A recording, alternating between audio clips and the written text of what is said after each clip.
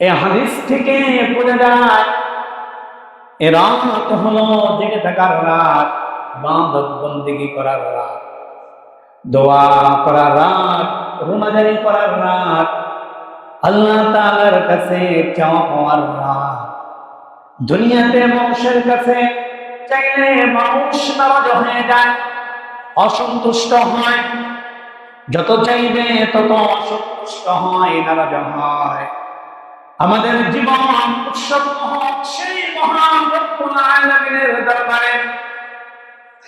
তিনি বান্দাদের প্রতি এতটা মেহেরবান, এতটা দয়ালু যে বান্দা আল্লাহ তাআলার কাছে যত বেশি চাইবে, আল্লাহ তাআলা ওই বান্দার প্রতি তত বেশি খুশি হবে।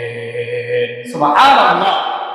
তো 15ই শাবান পুণ্যময় রজনী, এর ফজিলত ও আমল সম্পর্কে, যাকে আরবিতে বলা হয় লাইলাতুল বরাত, ফার্সিতে বলা হয় শবে বরাত, আর হাদিসের ভাষ্যতে বলা হয় লাইলাতুল নিসফি মিন শাবান। লাইলাতুল অর্থ হলো রাত, শব এটা ফার্সি শব্দ, এর অর্থ হলো রাত, আর বরাত অর্থ হলো মুক্তি, নিষ্কৃতি। এক কথায় লাইলাতুল বরাত, শবে বরাতের অর্থ হলো মুক্তির রজনী। এটা এমন রাত যে রাতে আমরা যদি ইবাদত বন্দেগী, দোয়া, ইস্তেগফার, আল্লাহ তাআলার দরবারে রোনাজারি করে কাটাইতে পারি, তাহলে আশা করা যায় আল্লাহ তাআলা আমাদের যাবতীয় গুনাহ মাফ করে দেবেন এবং জাহান্নাম থেকে মুক্তি দান করবেন। বলেন না সুবহানাল্লাহ। এ রাতের ফজিলত সম্পর্কে ইবনে মাজাহ শরীফে একটি হাদিস বর্ণনা করা হয়েছে। হাদিস বর্ণনাকারী সাহাবীর নাম হযরত আলী রাদিয়াল্লাহু তাআলা। তিনি বলেন, রাসূল সাল্লাল্লাহু আলাইহি ওয়াসাল্লাম ইরশাদ করেছেন, যখন 15 শাবানের রাত আসে, অর্থাৎ শবে বরাত, তখন তোমরা সে রাতে ইবাদত করো এবং পরের দিন রোজা রাখো, কেননা এ রাতে আল্লাহ তাআলা দুনিয়ার আসমানে আত্মপ্রকাশ করেন এবং ঘোষণা করতে থাকেন, আছে কোন ক্ষমা প্রার্থনাকারী, আমি তাকে ক্ষমা করে দেব। আছে কোন জীবিকা প্রত্যাশী, আমি তাকে জীবিকা প্রদান করব। আছে কোন বিপদগ্রস্ত, আমি তাকে বিপদ থেকে মুক্তি দিব। এভাবে সুবহ সাদেক পর্যন্ত আল্লাহ তাআলা ডাকতে থাকেন। এই হাদিস থেকে বোঝা যায় এ রাত হলো জেগে থাকার রাত, ইবাদত বন্দেগী করার রাত, দোয়া করার রাত, রোজাদারি করার রাত, আল্লাহ তাআলার কাছে চাওয়া পাওয়ার রাত। দুনিয়াতে মানুষের কাছে চাইলে মানুষ নারাজ হয়ে যায়, অসন্তুষ্ট হয়। যত চাইবে তত অসন্তুষ্ট হয়, নারাজ হয়। আমাদের জীবন উৎসব সেই মহান রব্বুল আলামিনের দরবারে। তিনি বান্দাদের প্রতি এতটা মেহেরবান, এতটা দয়ালু যে বান্দা আল্লাহ তাআলার কাছে যত বেশি চাইবে, আল্লাহ তাআলা ওই বান্দার প্রতি তত বেশি খুশি হবে। সুবহানাল্লাহ। সুতরাং এই রাত 1 বছর পরে আমাদের মাঝে আসতেছে। যার যে সমস্যা আছে, যার যে বিপদ আছে, কষ্ট আছে, অভাব অনটন আছে, দুঃখ কষ্ট আছে, সবগুলো আল্লাহ তাআলার কাছে পেশ করতে হবে এবং এইগুলোর থেকে মুক্তির জন্য কামনা করতে হবে। এবং আগামী বছরের জন্য ক্রোশ মুক্ত, মুক্ত, অভাব মুক্ত, হতাশা মুক্ত, দুশ্চিন্তা মুক্ত সুন্দর একটা জীবন জানিয়ে পরিচালনা করতে পারি। এই জন্য আল্লাহ তাআলার কাছে বেশি বেশি দোয়া করতে হবে। এই রাতের ফজিলত সম্পর্কে আবু হুরায়রা রাদিয়াল্লাহু তাআলা তিনি একটি হাদিস বর্ণনা করেন। রাসূল সাল্লাল্লাহু আলাইহি সাল্লাম ইরশাদ করেছেন, একবার 15 শাবানের রাত জিবরাইল আলাইহিস সালাম তাশরীফ আনলেন। বললেন, হে মুহাম্মদ, আমরা সকলে বলি সাল্লাল্লাহু আলাইহি ওয়াসাল্লাম, আপনার মাথাটা উপরে তোলেন। আল্লাহর রাসূল তার মাথাটা আকাশের দিকে তুললেন, উপরে তুললেন। আল্লাহর রাসূল আকাশের দিকে মাথা তুলে দেখলেন জান্নাতের সমস্ত দরজাকে খুলে রাখা হয়েছে। সুবহানাল্লাহ। প্রথম দরজায় একজন ফেরেশতা দাঁড়িয়ে ঘোষণা করতেছে, সুসংবাদ সেই ব্যক্তির জন্য যে আজকে রুকু করতেছে। দ্বিতীয় দরজায় একজন ফেরেশতা দাঁড়িয়ে ঘোষণা করতেছে, সুসংবাদ সেই ব্যক্তির জন্য যে আজকের রাতে সিজদা করতেছে। তৃতীয় দরজায় একজন ফেরেশতা দাঁড়িয়ে ঘোষণা করতেছে, সুসংবাদ তার জন্য যে দোয়া করতেছে। চতুর্থ দরজায় একজন ফেরেশতা আওয়াজ দিচ্ছে, সুসংবাদ তার জন্য যে আজকের রাতে জিকির করতেছে। পঞ্চম দরজায় ফেরেশতা ঘোষণা দিচ্ছে, সুসংবাদ ওই ব্যক্তির জন্য যে আজকে গুনাহগারি করতেছে। ষষ্ঠ দরজায় ফেরেশতা দাঁড়িয়ে ঘোষণা করছে, সুসংবাদ আজকের রাতে সমস্ত মুসলমানদের জন্য। সপ্তম দরজায় ফেরেশতা দাঁড়িয়ে ঘোষণা করছে, আজকে যে দোয়া করবে, যাদের কোনো কিছু চাওয়ার আছে তারা যেন চায়, আল্লাহ তাআলা তাদের দোয়াকে, তাদের দরখাস্তকে কবুল করবেন। অষ্টম দরজায় দাঁড়িয়ে ফেরেশতা ঘোষণা করছেন, আজকে কোনো ক্ষমা প্রার্থনাকারী, আল্লাহ তাআলা ক্ষমা করে দিবেন। আল্লাহ রাসূল জিজ্ঞাসা করলেন, এই যে এই জারিটা, এই ঘোষণাটা কতক্ষণ পর্যন্ত চলবে? জিবরাইল আলাইহিস সালাম বললেন, এটা সুবহ সাদিক পর্যন্ত চলবে। এরপর জিবরাইল আলাইহিস সালাম বললেন, আজকের রাতে আল্লাহ তাআলা এত অধিক পরিমাণ মানুষদেরকে জাহান্নাম থেকে মুক্তি দিবেন, যত সংখ্যক পশম, যত সংখ্যক লোক বনি কাল বকরের মধ্যে রয়েছে। বনি কাল সে সময় যুগে আরবের প্রত্যেকটা গোত্র বকরি পালন করত। তো তার মধ্যে উল্লেখযোগ্য ছিল হলো বনি কাল। এই বনি কালবের গোত্রে বকরি ছিল 20,000। বলেন আল্লাহু আকবার। একটা বকরির শরীরে কি পরিমাণ পশম, লোম, যদি আমাদেরকে বলে যে গণনা করেন, আমরা বলবো কোনো সম্ভব না, অসম্ভব। তাহলে 20,000 বকরির শরীরে যে লোম, পশম, যদি গণনা করতে দেয়, কারণ কি সম্ভব আছে? সম্ভব হবে? কথা বলেন সম্ভব না, সম্ভব না। আল্লাহ তাআলা এর দ্বারা আধিক্য বুঝাইছেন, এত পরিমাণ মানুষদেরকে আল্লাহ তাআলা এই রাইতে জাহান্নাম থেকে মুক্ত করে আল্লাহ তাআলা জান্নাত দিয়ে দিবেন। সুবহানাল্লাহ। এত সংখ্যক লোককে আল্লাহ তাআলা মুক্তি দিবেন, কিন্তু আট শ্রেণীর লোকদেরকে আল্লাহ তাআলা মুক্তি দিবেন না। তাদের মধ্যে শ্রেণী হলো যারা শিরক করে।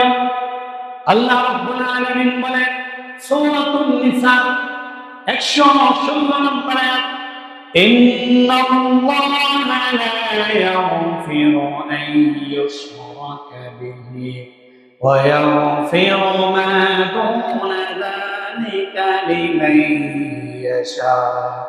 ومن يشرك بالله فقد ضل ضلالا بعيدا আল্লাহ তাআলা বলেন যারা আল্লাহ তাআলার সাথে শিরক করে, যারা মুশরিক, তাদেরকে আল্লাহ তাআলা ক্ষমা করবেন না। এছাড়া অন্য যারা আছে আল্লাহ তাআলা যাকে ইচ্ছা তাকে ক্ষমা করবেন, এবং যারা আল্লাহ তাআলার সাথে শিরক করে তারা ভীষণভাবে প্রকৃষ্ট। বলেন না নাউজুবিল্লাহ। তাহলে আজ শ্রেণীর লোককে আল্লাহ তাআলা ক্ষমা করবেন না খাঁটিভাবে তওবা না করে। তার মধ্যে এক নাম্বার হলো যারা শিরক করে, যারা মুশরিক, যারা শিরক করে, শিরকের সাথে লিপ্ত। দুই নাম্বার যারা জাদু করে, তাদেরকে আল্লাহ তাআলা ক্ষমা করবেন না। তিন নাম্বার যারা গণক, এরা কিছু জানে না, আগাম কথা বলে, যারা গণক, এ হবে সেই হবে, এই গণকদেরকে ক্ষমা করবে না। চার নাম্বার যারা মদ পান করে, সমাজের ভিতরে যারা মদ পান করে তাদেরকে আল্লাহ কি করবেন না, ক্ষমা করবেন না। পাঁচ নাম্বার যারা সুদখোর, এই সুদখোরদেরকে আল্লাহ তাআলা ক্ষমা করবেন না। সমাজের ভিতরে সুদের এতটা প্রভাব পড়ছে, প্রত্যেকটা ঘরে ঘরে সুদ ঢুকে গেছে। আল্লাহ তাআলা এই সুদ থেকে আমাদেরকে হেফাজত করেন, সকল আমিন। আমার মুসলিমদের ভিতরে যদি কেউ সুদ খেয়ে থাকে, সুদখোর থাকে, আল্লাহ তাআলা তাকে হেদায়েত দান করেন, আল্লাহ তাআলার পথে তাকে ইনকাম করার জন্য তৌফিক দান করেন, সকল আমিন। ছয় নাম্বার যারা পিতা মাতার অবাধ্য সন্তান, তাদেরকে আল্লাহ তাআলা ক্ষমা করবেন না। সাত নাম্বার আত্মীয়তা ছিন্নকারী যারা, যারা অল্প কিছুতেই আত্মীয়তার সাথে সম্পর্ক নষ্ট করে। আগে গরিব ছিল, এখন হয়তো বা টাকা পয়সার মালিক হয়েছে, এখন আর আত্মীয় স্বজন যারা আছে হয়তো একটু নিচু টাইপের বা তাদের টাকা পয়সা কম, তাদের সাথে সম্পর্ক ছিন্ন করে দিচ্ছে। অনেক আছে এরকম। আট নাম্বার যারা ব্যভিচারী এবং হিংসুক, এই ৮ শ্রেণীর লোকদেরকে আল্লাহ তাআলা ক্ষমা করবেন না যদি খাঁটিভাবে তওবা না। আল্লাহ তাআলা সবাইকে ক্ষমা করবেন, কিন্তু ৮ শ্রেণী ক্ষমা করবেন না যদি খাঁটিভাবে তওবা না করে। তো এই রাতে এই ফজিলত, আর এই রাতে আমল কি? আমল সম্পর্কে আল্লাহ রাসূল সাল্লাল্লাহু আলাইহি সাল্লামের পক্ষ থেকে ৩টি আমল পাওয়া যায়। যে কথা বুঝে থাকেন বলেন তো কয়টি আমল পাওয়া যায়? ৩টি আমল পাওয়া যায়। এক নম্বর আমল হলো কবর জিয়ারত করা। ২ নম্বর আমল হলো রাত্রি জেগে ইবাদত করা। ৩ নম্বর আমল হলো পরের দিন রোজা রাখা। এই ৩টা আমল আল্লাহ রাসূল সাল্লাল্লাহু আলাইহি সাল্লামের পক্ষ থেকে পাওয়া যায়। কবর জিয়ারত সম্পর্কে আম্মা জানেন রাদিয়াল্লাহু তাআলা আনহা বলেন, রাসূল সাল্লাল্লাহু আলাইহি সাল্লামের একাধিক স্ত্রী ছিল, প্রত্যেকের জন্য নির্দিষ্ট করে একটা রাত বরাদ্দ ছিল। এই 15 শাবানের রাতটা রাসূল সাল্লাল্লাহু আলাইহি সাল্লামের সাথে আমার বরাদ্দ ছিল। সেদিন আল্লাহর রাসূল ঘরের ভিতরে আসলেন, আসার পর আবার ঘর থেকে বের হয়ে গেলেন। আমার দিলের ভিতরে খটকা লাগলো, অন্যান্য নারীদের ভিতরে যেমন খটকা লাগে আমার দিলের ভিতরেও তেমন খটকা লাগলো। না জানি কোন সতীনের ঘরে আল্লাহ রাসূল ঢুকে গিয়েছেন। এজন্য আমি বিছানা থেকে উঠে ঘর থেকে বের হলাম। বের হয়ে প্রত্যেকটা সতীনের ঘর আমি তালাশ করলাম, কিন্তু আল্লাহ রাসূলকে আমি পেলাম না।